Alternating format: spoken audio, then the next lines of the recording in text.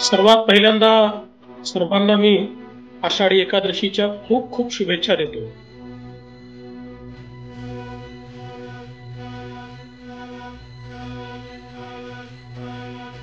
पंढरीत पोचणं म्हणजे तो आपल्याला स्वर्ग मिळाला अशी अनुभूती ही सामान्य वारकरी आमचा जो आहे त्याला त्यातनं मिळत असते. आणि ही शेकडो शेकडो वर्षांची परंपरा की ज्या परंपरेमध्ये कधी खंड पडला नाही.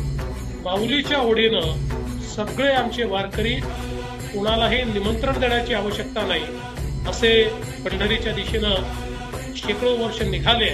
आणि मला असं वाटतं की आमच्या समाजाला, आमच्या संस्कृतीला, आमच्या विचाराला आणि आमच्या भागवत धर्माला जिवंत ठेवण्याचं काम हे आमच्या वारकरी संप्रदायानं केलं, त्यांच्या निष्ठेनं केलं. बोला पुंडलिक वरदा हरी विठ्ठल, श्री ज्ञानदेव तुकाराम, पंढरीनाथ महाराज.